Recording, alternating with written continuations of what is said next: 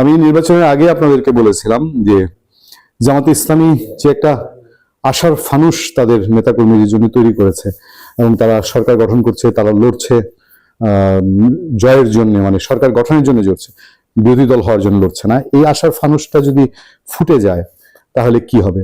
আমাদের সঙ্গে জামাতের নেতৃবৃন্দের বা জামাতের রুট লেভেলের নেতাকর্মীদের যেসব যোগাযোগ হয় সেখানে আমরা এই তীব্র আশার কথা আমরা তাদের কাছ থেকে শুনেছি।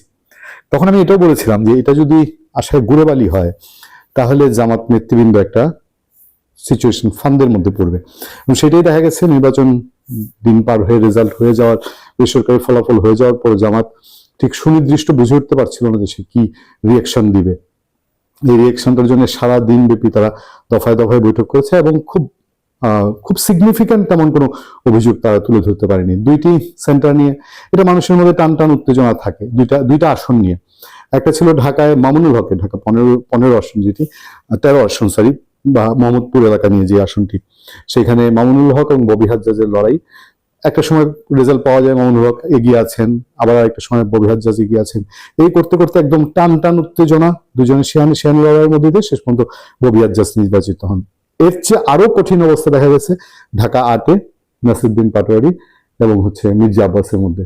সারা সন্ধ্যাবেলাটাই নাসিরউদ্দিন পাটোয়ারি অনেক দূরে গিয়েছিলেন, তারপর শেষ রেজাল্টে গিয়ে মাত্র 5-6 হাজার ভোটের ডিফারেন্সে মির্জা আব্বাস পাশ করেন।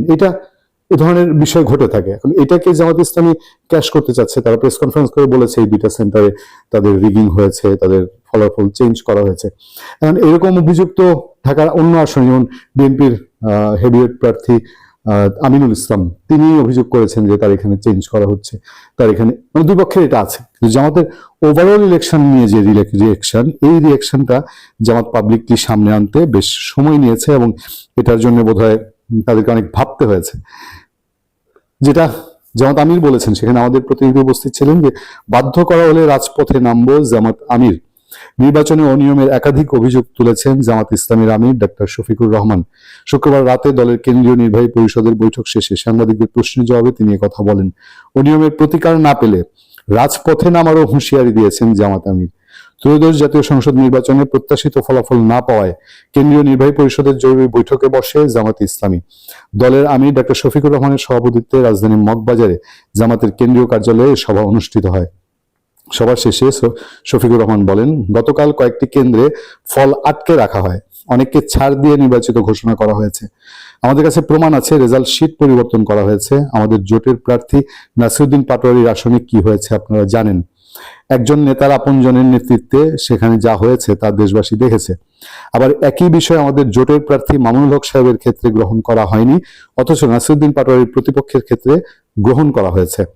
জামাত আমির প্রশ্ন তুলে বলেন, এক দেশে কি দুই আইন চলবে? এই ধরনের অন্যায় কাজ আরো হয়েছে।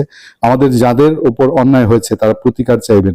সুনির্দিষ্ট সময়ের মধ্যে প্রতিকার পেলে ভালো, না হলে আমরা ব্যবস্থা নেব। বাধ্য করা হলে রাজপথে নামবো। নির্বাচন কমিশন ন্যায় বিচার করবে আশা প্রকাশ করে তিনি বলেন, আশা করি ইসি ইনসাফ করবে। আমরা দেশের শান্তি ও ঐক্য চাই। এ দেশে থাকতে হলে পরস্পরকে সম্মান করেই থাকতে হবে। এখানে কেউ কারো অধীনস্থ নয়, সবাই সমান। অতীতে ফেসিবাদের বিরুদ্ধে লড়াই করেছি, এই কালো অধ্যায়ের অবসান চেয়েছি। ফেসিবাদ আবার ফিরে আসলে ছাড় নয়, লড়ে যাব। তার মানে জামাতে এটাও প্রমাণ করলো যে তারেক রহমান যদি আওয়ামী লীগের উপর নিষেধাজ্ঞা তুলে নেওয়ার কোনো চেষ্টা করেন, সেটাও জামাত খুব শক্তভাবেই মাঠে থাকবে। আর এখন থেকেই তারা যে বলছে তারা প্রয়োজনে রাজপথে মাঠে নামবে, বিএনপিকে জামাত আগামী কিছুদিন পর থেকে শান্তিতে থাকবে। জামাত কি রাজপথে নামবে? গুরুত্বপূর্ণ তথ্য দিলেন আতিক রহমান পূর্ণিয়া।